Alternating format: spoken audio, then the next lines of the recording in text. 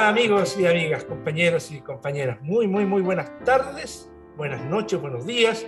Bueno, aquí está presente el invitado nuestro, como siempre, un gran diputado, un gran líder social, un gran líder político, un hombre que ha dado mucho que hablar el último tiempo.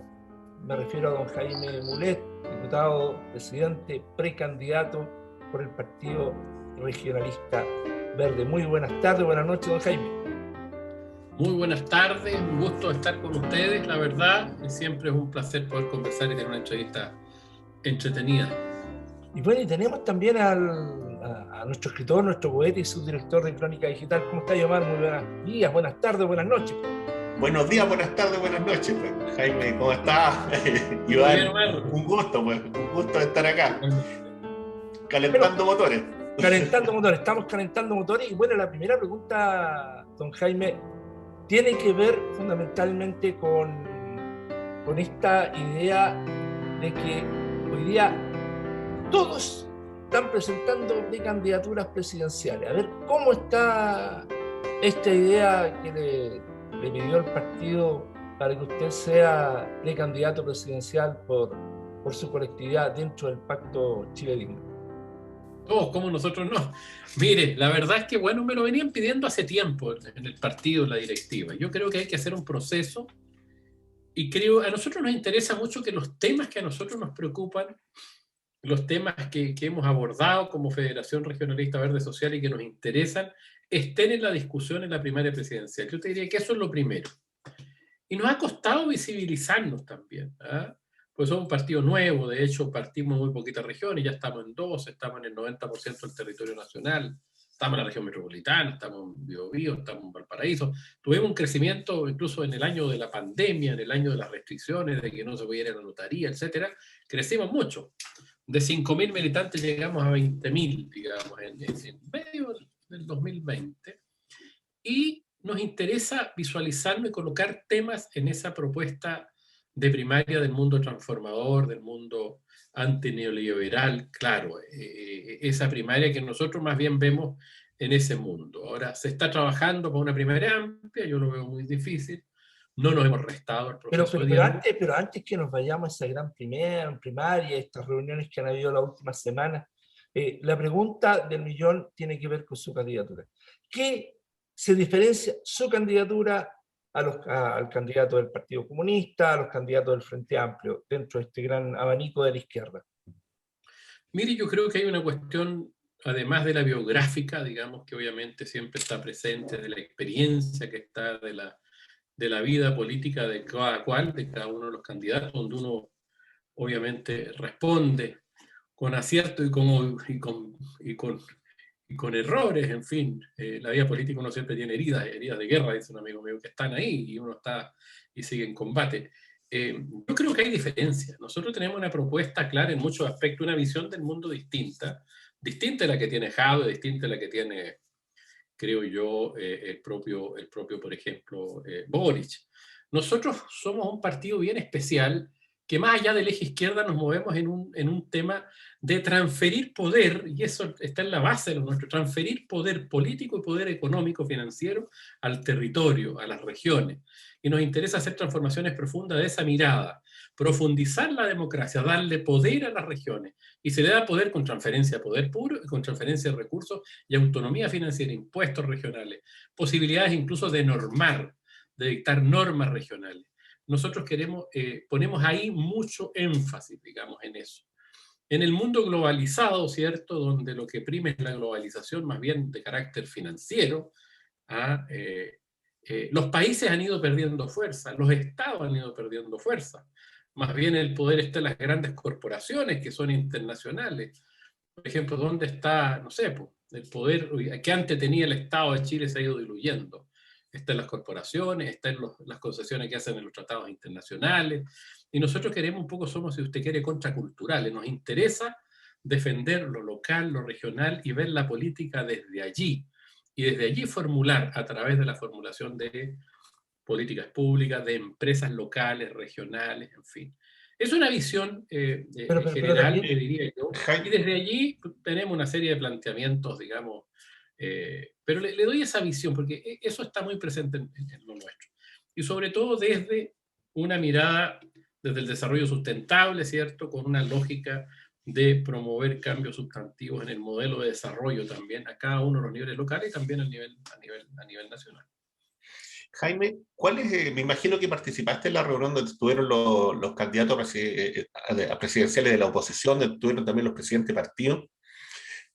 ¿Cuál es el diagnóstico que tú haces de esa reunión? ¿Cuál es la visión que tú tienes frente al tema de las oposiciones? ¿Cómo ves esa realidad en este minuto? Yo creo que fue una reunión de tanteo. Fueron todos los invitados. Creo que Carlos Maldonado hizo un buen intento, un buen gesto, una buena iniciativa. Hubo cierto resquemor al principio de la DC, del PPD, decir, pucha, aquí un poco nos sacan la mugre de repente algunos de los que están acá y ahora nos juntamos. Bueno, esa contradicción, ese reclamo, ¿por qué no tenemos un trato más amistoso? Se reclamó un poco eso, más que los temas de fondo. El tema del trato fue algo que plantearon el PPD y la DC fundamentalmente. Después Pamela Giles, por ejemplo, que muchos la observaban, fue muy abierta, muy generosa, así como diciendo, bueno, aquí estamos todos somos amigos, acá tenemos que trabajar juntos, yo tengo la mejor disposición. Inteligente Pamela, digamos. Pamela de alguna manera se mete para no salir, digamos, a este intento de primaria amplia.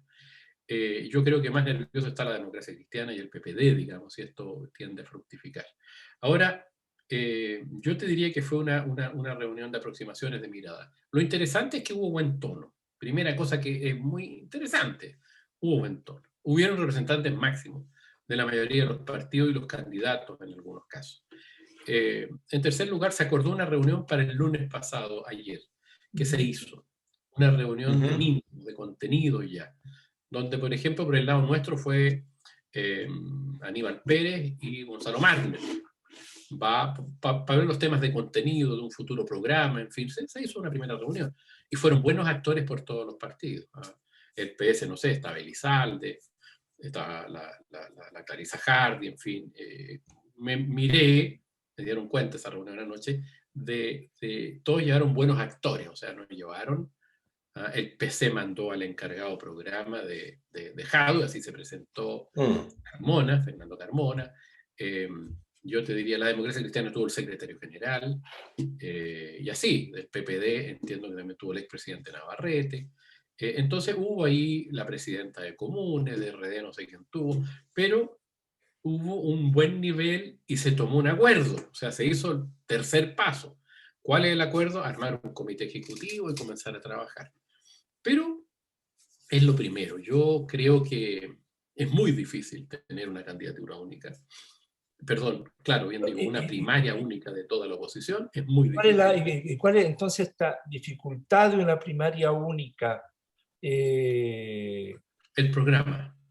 El programa. O sea, lo que usted está tratando de decir en términos reales es que no habrían una primaria única, sino que habrían dos primarias, pero en el fondo un programa que lo une a todos y el que gane asumiría el programa de todos, una cosa así. No. Yo creo que va a ser difícil ponerse de acuerdo en un programa. Entonces, es muy difícil hacer una primaria, porque la primaria, el sentido que tiene es que tenga contenido. O sea, ¿para qué vamos a elegir un candidato o candidata donde va a estar, no sé, pues la DC, desde la DC al PC? Por poner ese arco, digamos, que uno lo puede cambiar o mover. Pero, entonces hay que tener claro que si gana Jadwe, todos los DC lo tienen que apoyar. O que si gana Jimena Rincón, todo el PC y el resto de la fuerza lo tienen que apoyar. Entonces, para eso, ¿qué tiene que haber? Tiene que haber un programa unificador, transformador. Y yo no creo que haya voluntad de todos los partidos de hacer ese programa en esa etapa. Entonces, creo que es muy difícil. ¿Por qué? Pues lo veo día a día en el Parlamento. Veo cómo la Democracia Cristiana hace una semana atrás votó en contra del royalty de un diputado en la Comisión de Hacienda. Veo cómo Walker se negó el miércoles pasado, o el jueves, ya no me acuerdo el día, a votar a favor en la Comisión de Constitución el proyecto de la Camila Vallejo, muy importante, apoyado por nosotros, también somos firmantes, algunos regionalistas, del impuesto a los súper ricos. Y llegó con una indicación que lo eliminaba en el fondo. Así como, sí estoy de acuerdo, pero no estoy de acuerdo. y que son temas fundamentales. O sea, el royalty es fundamental, lo presentamos nosotros en este periodo legislativo. El impuesto a los súper ricos es importantísimo para poder avanzar y hacer transformaciones profundas. Le pongo esos 2 ejemplos de hace 10 días atrás. Entonces, ¿va a ser capaz la democracia cristiana de en un proyecto de gobierno colocar, sí, estamos por el impuesto a los súper ricos, si es que no lo sacamos ahora, sí, estamos por un royalty a cototo, ad valorem, ¿cierto?, que han ido desarrollando ahí Gonzalo Guzmán, Gino Sturla, López, en fin, un conjunto de académicos de distintas universidades, y que vamos en serio tras eso, que son estudios en serio, no son voladores de luces. El fin de las AFP. Terminó el año pasado Piñera con el proyecto de AFP apoyado en la Cámara de Diputados, apoyado cuando pasó al Senado, apoyado en la Cámara de Diputados con votos de la DC, algunos PPD, del sistema de AFP que deja igual a las AFP, al contrario, las premia de alguna manera, ya que les disminuye el encaje. Y con eso liberan $1.000 millones. Entonces yo lo veo muy difícil. Ahora, si ocurre el milagro, bueno, bienvenido el milagro. Pero yo voy a estar en la medida que haya un programa transformador antineoliberal que cambie y que interprete a esos chilenos que salieron a la calle también, y a otros también, pero especialmente a esos que están pidiendo transformaciones profundas, porque estoy convencido que 2 cosas. Una, que son muy justas, y otra, que se pueden hacer si nos unimos y hacemos las cosas bien. Y en paz, y con sentido político y con sentido histórico. Yo creo que es perfectamente posible hacerlo. Pero te diría, eso es lo que a mí me preocupa. Ya, pues mira, yo le voy a pedir a usted y a tomar unos minutitos, porque nos vamos a tomar un cafecito aquí en el Crónica Digital. Ya el otro día nos pudo visitar, hace unas semanas atrás, el Café Crónica Digital, el diputado Jaime Mulet, y vamos a tener un invitado, como siempre, aquí en estas conversaciones de política y en pandemia. Volvemos en unos minutitos más.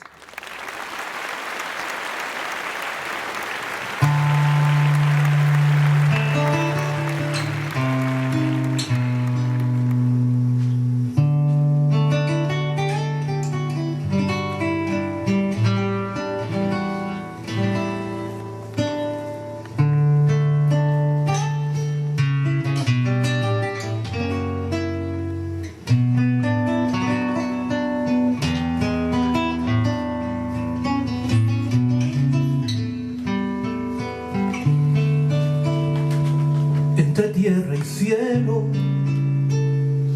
habitan frondosos los árboles viejos, sorteando estaciones, cambiando colores, guardando recuerdos.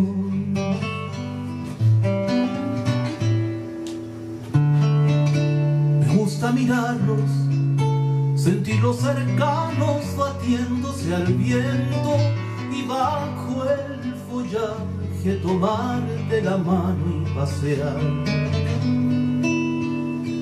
en silencio.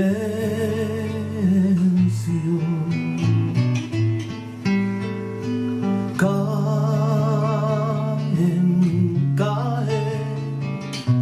las hojas que van cubriendo de otoño todo el forestal.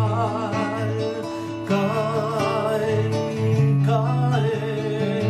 cuando en la ciudad la tarde se va y un beso me da.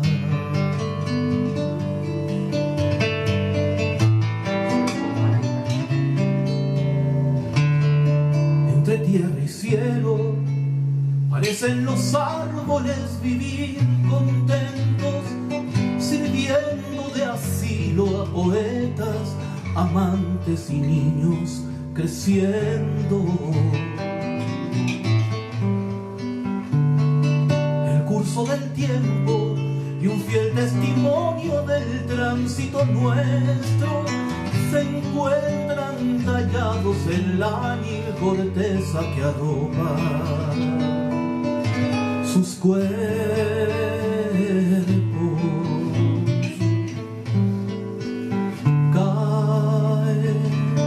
Caen las hojas que van cubriendo de otoño todo el forestal.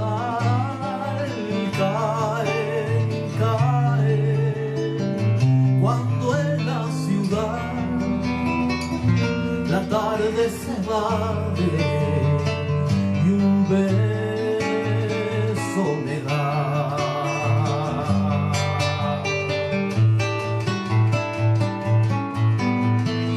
Entre tierra y cielo habito aferrado a un puñado de sueños que trepan los árboles buscando nido entre hojas y leño. Que nada los borre, que sigan eternos sombreando veranos y al pasar los años cobijen aún nuestros besos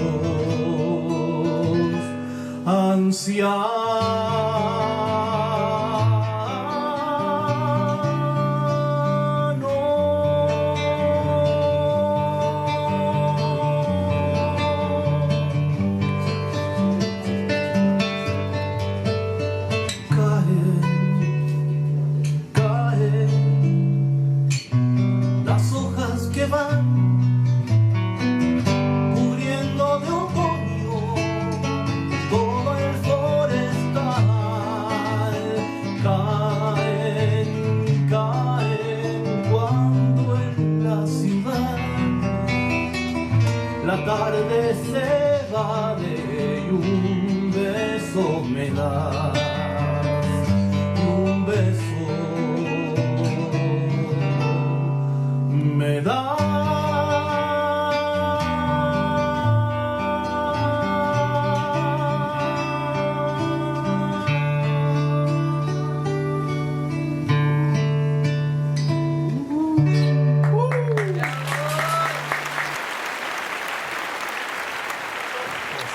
Francisco Villa, siempre dando el tono desde el mundo de la cultura y la música. Y seguimos conversando con Jaime Mulet, diputado, precandidato presidencial, presidente del Partido Regionalista Verde, un hombre que dio una pelea y sigue dando la pelea por el 10% y que el año pasado levantó harta polvadera porque que fue parte de aquellos diputados que quisieron presentarle una acusación constitucional al presidente Sebastián Piñera. No se pudo lograr eso y hoy día va por la misma. Oiga, pero ¿por qué va por la misma si estamos ya 11 meses de que se vaya el caballero? La estamos estudiando, la han planteado algunos otros parlamentarios también. Mire, yo escuchaba el debate la semana pasada a propósito, y esta semana que terminó, a propósito del cambio de fecha de elección. Nos juntamos la oposición el día antes que el presidente anunciara, sospechaba que se quería cambiar la fecha. Nos juntamos todos los partidos de oposición, todos, y acordamos no cambiar la fecha. ¿Por qué? Porque no teníamos ninguna garantía de que un cambio de fecha, si el gobierno no hacía cambio sustantivo en materia económico-social, ayuda para que la gente efectivamente se acuarentene, no tenga que salir, y si no tomaba medidas sanitarias más drásticas que no ha tomado hasta ahora. En fin, profundizar el testeo de trazabilidad y aislamiento con más recursos, cuarentenas más efectivas, etc. Una serie de medidas. Bueno, después nos juntamos, el presidente en la noche hace esa cadena nacional y anuncia el cambio de las elecciones que a nosotros nos parecía que sin ciertas condiciones básicas no se hacía. Después, bueno, se hizo una reunión con la presidenta del Senado, lo mismo, y se empiezan después a desarmar todos, y en fin, como pasa generalmente con toda la oposición. Después, ¿por qué le digo esto? Le hago esta introducción. Porque después los discursos de toda la oposición, o de la inmensa mayoría de la oposición, los discursos eran fundamentalmente, mire, no debemos hacer la postergación de la elección porque no hay ninguna garantía de que el 15 y 16 de mayo haya menos casos. No tiene sentido hacerlo. El gobierno no ha tomado las medidas. El gobierno mandó a los niños a la escuela. El gobierno mandó a la gente de vacaciones. El gobierno no invirtió en trazabilidad. El gobierno no coloca recursos. El gobierno aquí y el gobierno allá. Y después terminan votando a favor. La mayoría. Entonces, si no, y te dan las razones de lo mal que lo ha hecho el gobierno, que son objetivas. Algunos diarios internacionales esta semana lo terminaron de señalar también en algunas editoriales diarios europeos y uno norteamericano, por lo que recuerdo. Entonces, El New York Times. El New York Times, ¿ves? El New York Times, que es un diario por lo demás progresista, en fin, del estado de Nueva York. Y entonces, todos te dan los argumentos de por qué se han hecho las cosas mal. En definitiva, eso significa que parte importante de los, no sé, hoy día hubo 5.000 y tanto, pero de los afectados, de las personas contagiadas, hay responsabilidad del gobierno. Se lo ha dicho una y otra vez. Y el gobierno no toma las medidas. Nosotros, a mí me tocó, y por eso que me he metido harto en esto también, ser presidente de una comisión investigadora que estuvo funcionando de julio a octubre. Investigadora COVID. Investigamos hasta esa fecha qué pasaba, si las medidas estaban bien. Mira, tuvimos 25 sesiones, invitamos expertos públicos, privados, en fin, de distintas disciplinas, autoridades, el ministro estuvo 2 veces también. Y las conclusiones de nuestra comisión son lapidarias. Hay responsabilidad del gobierno. Y la comisión investigadora es una de las líneas de fiscalización que tenemos los parlamentarios. Y se aprobó ese informe, se aprobó por mayoría, se aprobó. Y se aprobó en el mes de enero, los primeros días de enero. El gobierno no tomó ninguna medida, no nos da ni nos contestó, te diría yo. ¿Y ahí qué se le pidió? Recursos para la trazabilidad. Entonces hay responsabilidad. O sea, yo tengo la convicción, hasta ahora, estoy estudiando en profundidad, de que si el gobierno hubiera tomado algunas medidas que le han sugerido distintas personas, autoridades, expertos, habría menos muertos. Te lo digo así de brutal. Habrían menos muertos, habrían menos dificultades, habrían menos contagiados. ¿Es responsabilidad de eso? ¿Da para una acusación constitucional? Después de todas estas advertencias, fiscalizaciones, sesiones especiales, donde se le dijo una y otra vez, comisión investigadora, yo creo que da para una comisión investigadora, para una acusación. Pero en ese estudio estamos.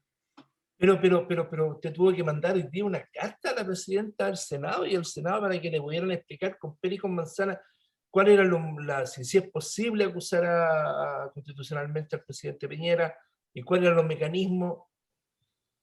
No. La carta de hoy día es que reiteramos una carta que le mandamos hace algún tiempo atrás, que va con otro objetivo, digamos, que en el fondo el Senado no nos ha contestado. Que tiene que ver con una facultad que está en la Constitución, que tiene el Senado cuando el presidente renuncia o cuando el presidente es destituido por una situación de incapacidad física o moral,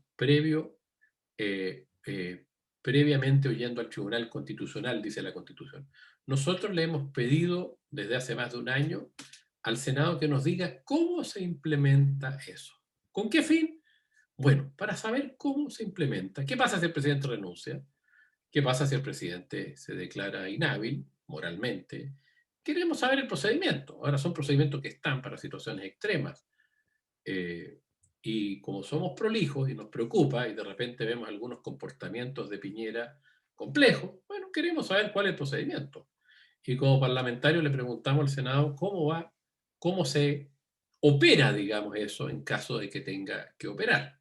En algún momento hubo varios especialistas, incluso que cuando hicimos eso, hace ya más de un año, que nos dijeron, digamos, que el presidente hacían análisis, digamos, pero ya ahí se metían en otro tema. Análisis de que podría estar con su salud mental, no en todos sus cabales, digamos. Pero ese es otro cuento. Ahora, ¿qué queremos nosotros? Que el Senado nos diga cuál es el procedimiento. Jaime, y en ese sentido, ¿tú ves que hay piso político como para eso? ¿Hay un ambiente en relación con eso? No, hoy día no.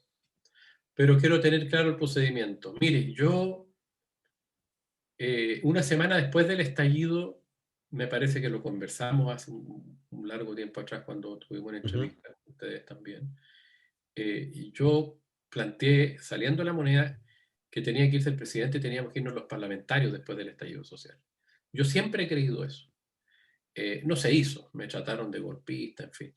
Pero a mí no me cabe la menor duda que si acaso se hubiera restablecido, se hubiera relegitimado el poder con un nuevo presidente o presidenta, con un nuevo parlamento, se hubieran evitado muertes, se hubieran evitado todo el desastre que se ha producido producto de fundamentalmente las malas decisiones del gobierno, las violaciones a los derechos humanos en que entró Piñera para reprimir a la población durante el estallido social, y creo que podríamos haber tenido una situación en el país donde no hubiéramos ahorrado mucha dolor, lo voy a decir así, incluso muertes.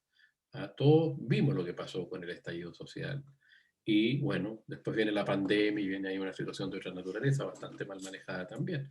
Entonces, ese es el sentido, digamos, en esa línea, digamos, nosotros ahora, en una situación crítica que se produce también en el país, ¿cierto? De alguna manera Piñera se salva con el acuerdo del 15 de noviembre. El acuerdo del 15 de noviembre, ¿cierto? Ya en una situación bastante compleja, y se produce este acuerdo constitucional, bueno, y termina de alguna manera salvándose. Había una situación dramática. Y yo creo, la verdad, y no es que quiera exagerar, los instrumentos constitucionales están allí por algo. Todas esas normas de las acusaciones constitucionales, o estas de la renuncia, o incluso la vacancia que muchas veces tiene que incluso llegar a ocupar de repente el presidente del Senado o la presidenta del Senado, han ocurrido en la historia de Chile. Y si hay una situación grave, me interesa saber cuál es el procedimiento, porque yo no descarto que ocurra una situación grave. ¿Qué pasa si tenemos 9.000, 10.000 personas, ni Dios lo quiera, yo soy creyente, siempre lo invoco, la próxima semana de caso, y colapsan, ni Dios lo quiera, lo digo con mayor deseo, colapsan las clínicas, los hospitales? ¿Qué va a pasar? Puede haber una situación donde ha ocurrido, acuérdese de la Rúa, tuvo que salir arrancando en un helicóptero. Y son situaciones que en Chile hubo presidentes que tuvieron que renunciar. La crisis del año 24, 25 se ordenó recién el año 32, fueron años de crisis. Y hubo gabinetes donde el presidente renunciaron todos sus ministros y asumió el presidente de la Corte Suprema, en un caso no recuerdo el nombre. O sea, no asumió se fue el presidente, no asumió el ministro del Interior, nadie quiso tomar la pelota caliente. Y ahí es donde entra la presidenta o el presidente del Senado. Y si no, el Poder Judicial toma, digamos. En situaciones críticas uno dice, ¿cuándo va a ocurrir eso? Bueno, entonces por eso que yo he querido que me digan nomás. Obviamente me pongo la situación de que puede ocurrir y quiero saber cómo. Pero no es que uno esté instigando que se vaya necesariamente, no, pero las situaciones, pueden haber situaciones dramáticas y creo que es lícito tener claro. Jaime, o sea, 11 meses, perdón, o sea, 11 meses sí. de verdad es harto tiempo. Sí, pues. Sí. Sí. Oye, yo no quisiera que ocurra, no quisiera que ocurra, pero bueno, uno va generando y no sé, pues, ¿por qué el Senado no nos contesta? Tienen que estar en el Senado. Yo no tengo claro cuál es el procedimiento. Y claro, para no generar un hecho político, en fin, no sé lo que pasa, pero por eso que insistimos en eso. Todos te dicen en la oposición que estiman que el gobierno de Piñera es el gobierno más malo de la historia. Yo también lo creo, es un pésimo gobierno. Y bueno, hay que estar atento y saber los canales por los cuales legítimamente, constitucionalmente, puede salir si se dan las condiciones. Bueno, yo quiero... Jaime, en este momento estamos en la última pregunta, Marco, estamos pillados por la hora. Sí. Hoy día estamos en una incertidumbre que es muy grande. No se sabe si las elecciones van a ser en mayo o no. Se supone que sí, pero en realidad no lo tenemos claro. Pero también hay una incertidumbre política. ¿Tú crees que en Chile se puede dar un factor tipo Bukele? Sí. Yo creo, de hecho, lo vengo pensando hace tiempo. Tú te refieres al presidente de El Salvador, ¿cierto? Al presidente de El Salvador, sí. Sí. Se puede dar por la derecha o por la izquierda, digamos, pero un presidente o una presidenta que se maneje fundamentalmente a través de las redes sociales, como lo hizo Bukele, de manera que comunica unidireccionalmente lo que quiere, generalmente no se atreve, ¿cierto?, frente a la prensa inquisidora, ¿cierto?, y más bien se sube arriba de la ola de, sí, eso puede ocurrir en Chile, de alguna manera hay algo de eso ya. Entonces creo que sí, y es un fenómeno. El desprestigio del mundo político es tan agudo, tan grande, que puede suceder eso. Fíjate que de todos los candidatos, y a propósito de esta precandidatura mía, todos los candidatos del mundo, no sé, desde la Concertación, de la Nueva Mayoría, no marcan nada. La señora Narváez lleva como 3 meses desde que la apoyó Michelle Bachelet, el allentismo del Partido Socialista, me refiero a la familia Allende, no voy a decir el allentismo mucho más amplio que la familia Allende, la familia Allende, en fin, Carlos Monte, todo proclamación, y no marca nada, y Heraldo Muñoz, ahí está, bueno, la cosa no va por ahí, claramente. Exactamente. Bueno, yo le quiero agradecer a usted, Jaime, también a Omar Cid, y a ustedes, estimados amigos y amigas, pues, que nos están acompañando este día bastante especial con el presidente que ya dijo que van a haber elecciones, las cambiaron, ya hizo el decreto, firmó, qué sé yo, todo lo demás. Y claro, como dice Jaime, nadie sabe lo que puede pasar en 2 meses más. Jaime, ¿qué le puedo decir? Como siempre, muchas gracias por venir a conversar con nosotros aquí al Café del Crónica Digital. Oye, muchas gracias, pues, muchas gracias a ustedes dos, muchas gracias a las personas que nos están viendo, oyendo, y bueno, con el mayor agrado estar en Crónica Digital. A ti, Omar, muchas gracias. Siempre, buenas noches. Siempre al lado de un café, muchas gracias y nos vemos próximamente. Chao, adiós. Chao, chao. Chao, chao.